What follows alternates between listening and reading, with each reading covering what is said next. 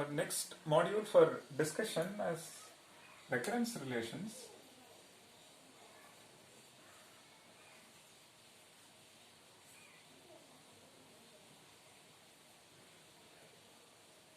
So when we started off with Turing machine, the objective of looking at the mathematical models was this.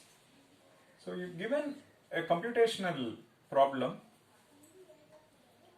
the first thing that one should focus on is what is the underlying mathematical model. So fix a mathematical model, which means are we going to work with say Turing machine or random access machine. Then before we get into design part, we should fix input encoding or input representation. Meaning, is it unary or base 2 representation or decimal or base 10 representation and so on. Because the design varies depending upon the mathematical model, most importantly the input encoding. Then comes algorithm design. So fixing say TM unary, what is your strategy or approach to solve the given computational problem? So we may find more than one way of solving this. So we may get algorithm 1 or algorithm 2, algorithm 3 and so on. Now natural thing is how do we compare and so on. That's where we bring in the analysis. And we know that one can do a precise estimate, which is step count analysis, or one can look at asymptotic analysis. And often we go for asymptotic analysis because our focus is on order of growth, meaning if the step count says say 2n square plus n plus 5 and order of growth is quadratic, so our focus is on the order of growth. So this we say theta of n square, leaving the contribution from the linear term and constant term, which is less significant. Fine. So that's precisely the focus of this. But when we look at asymptotic analysis, or when we try representing the time complexity, which is describing the count of the fundamental operations or primitive operations, which you may express using something called recurrence relations. This is applicable for both, be it iterative algorithm or recursive algorithm. One can write the underlying complexity using appropriate recurrence relation. So the idea is this: you have a problem of size n and whose time complexity you express as a function of smaller values of n. As a function of n, maybe n minus 1 or n by 2, n by 3 and so on. So that's precisely the idea. A basic course on algorithms, for example design and analysis of algorithms, will tell you how to design algorithms, various design strategies, and given a specific algorithm, how to come up with step count analysis, what is the mathematical model or assumptions that we make to come up with a precise estimate of step count. Meaning, is comparison taking 1 unit of cost, is increment is taking 1 unit of cost, and things like that. Then from step count, we get into asymptotic analysis, where we come up with a lower bound analysis, say big omega notation, or upper bound analysis, big O notation, and tight analysis, theta notation, and so on. And irrespective of the underlying algorithm, be it iterative algorithm or recursive algorithm, one can always come up with recurrence relation to capture or to represent the underlying time complexity. So I suggest you to glance through some basic course on algorithms to get yourself familiar with these ideas or concepts before we get into the advanced one. So now you may find recurrence relations of the following type. Maybe T of n is equal to T of n minus 1 plus maybe n. In general, you may find something like T of n is equal to T of n minus a plus f of n. This could be constant, this could be some say constant phi, or this could be n, this could be n log n, or this could be some n power k, or this could be exponential n, and f of n could be anything. And this a is some say fixed integer. So things like this is possible. We may even find recurrence relations of this type, maybe T of n minus 1 plus T of n minus 2 plus f of n. So to solve a problem of size n, we incur some cost. So T of n denotes some fundamental things, say a number of primitive operations on input size equals n. This we express as a function of smaller values of n, something like T of n minus 1 and T of n minus 2. So the number of primitive operations for a problem of size n minus 1, that number. Similarly, problem of size n minus 2, and along with that we may have to do some computation. That cost is captured through this function, and together one can get the time complexity for n, input size n, or T of n will tell you the number. So now the focus is how do we solve recurrences of this type. Or we may find something like this. We may get a times T of n by b plus f of n. So this says we create a subproblems of size n by b each. So in this case a is at least 1 and b is strictly more than 1. So you create a recursive subproblem of size n by b. How many we are creating? A of them.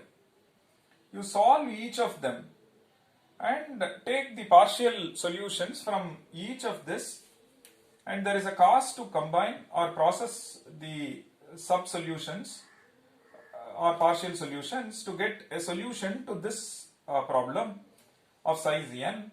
For that the cost is f of n. And so we may get so something like this. We may even get T of n is equal to something like T of n by 2 plus T of n minus 2 plus some f of n, kind of some combination of these two.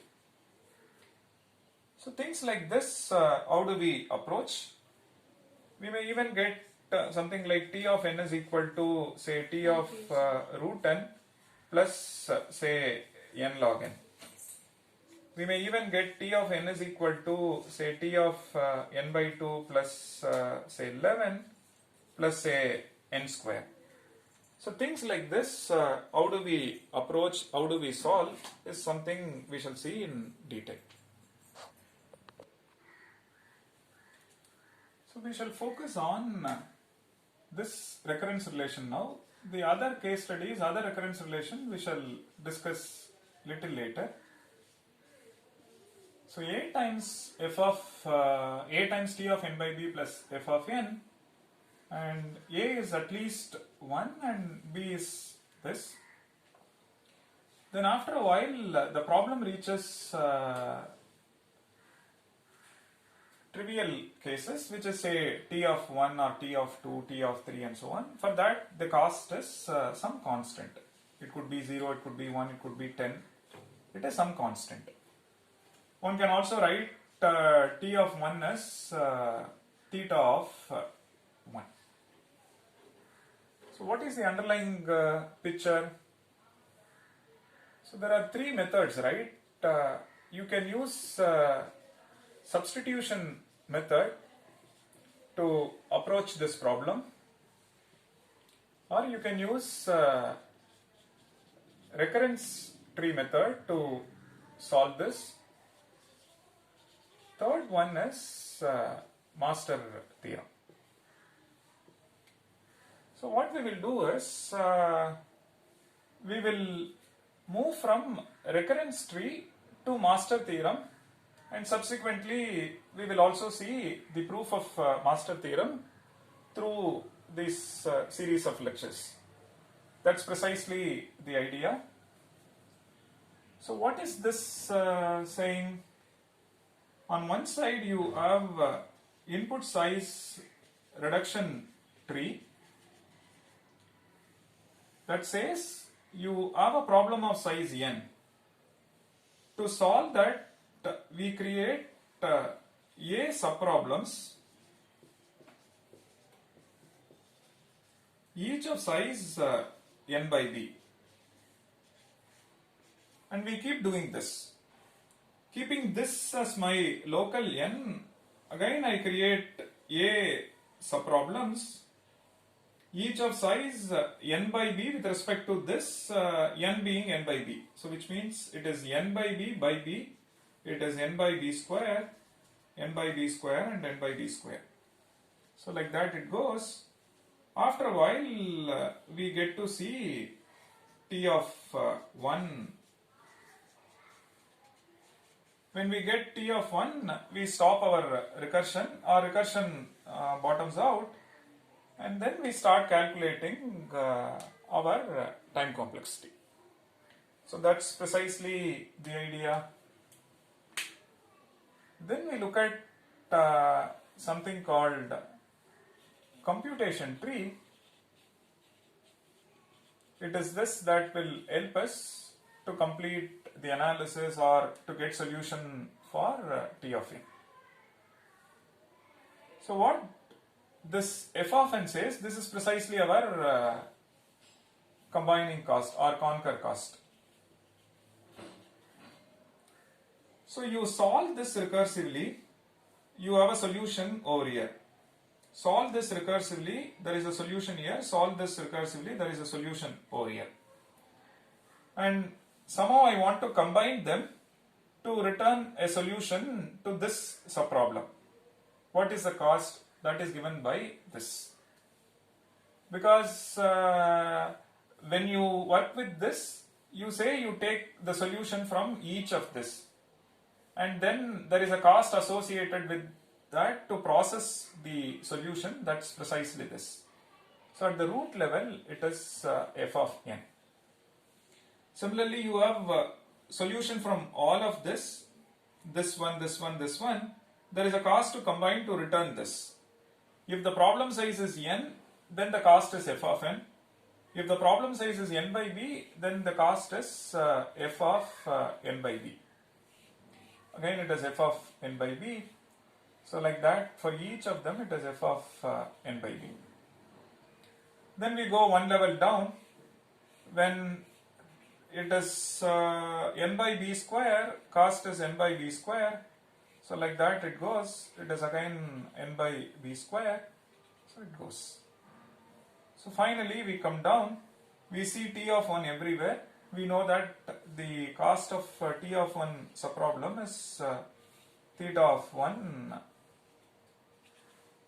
at the leaf nodes.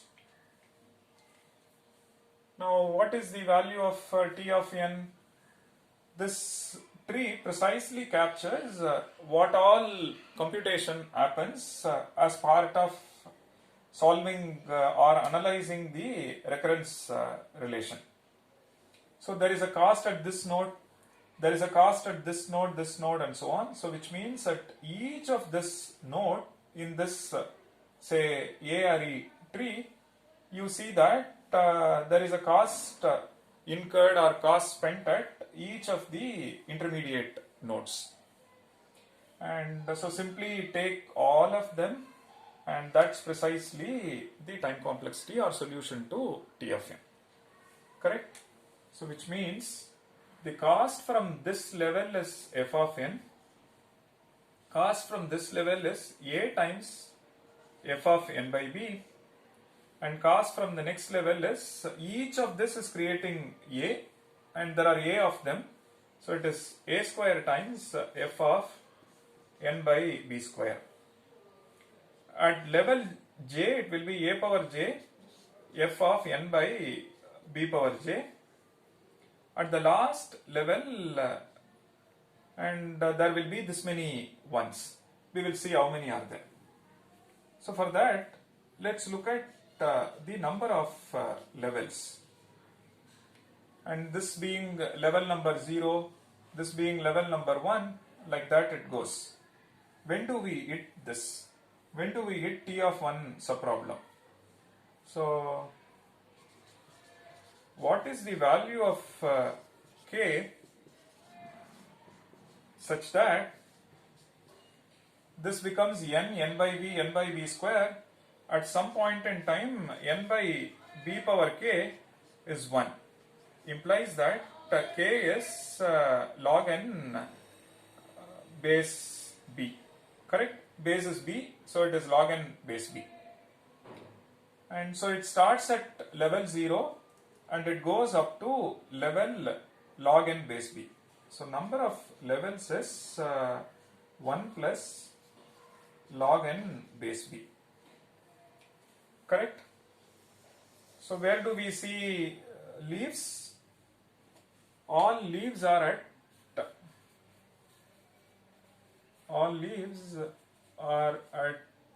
level log n base b. Correct? So which means at the first level there are a subproblems. At level number this it is a square. You can see this as a power level number. At level j it is a power j. So which means at the last level this will be a to the power log n base b leaves, or a to the power log n base b T of 1 subproblems. So there are this many leaves or this many subproblems. This is equivalent to writing n to the power log a base b. Fine. So which means the total cost, the solution to the recurrences, there are these quantities, right? This you can see it as a power 0 times this, so which means a power j and f of n by b power j, and in this case it is b power 0, so j starts from 0 and it goes up to this last but one level, which is log n base b minus 1. So starting from root we calculate until last but 1. At the last level we have this many leaves, so there are n power log a base b leaves times the cost of t of 1 or the value of t of 1, which means it is t of n is equal to j is equal to 0 plus log n base b minus 1 times a power j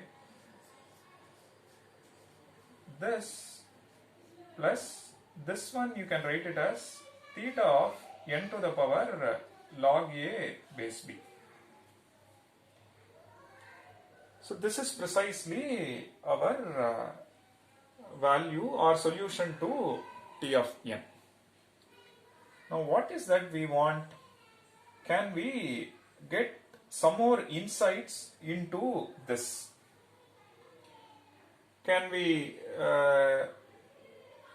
bring some closed form formula for this, or rather solution to this, I want to express something like theta of something or order of something. If that's the case, I need to solve this.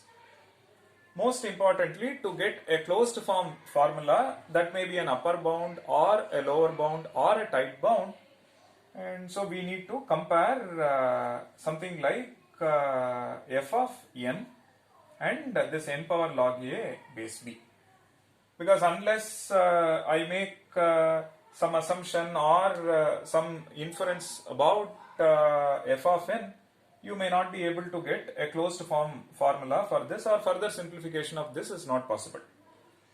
So now what we will do is we will make some assumptions about f of n, or rather we say if this is the relation between f of n and n power log a base b, then what is our solution, and what are all the possible relations between f of n and n power log a base b, and in each of this we shall look at what is the time complexity.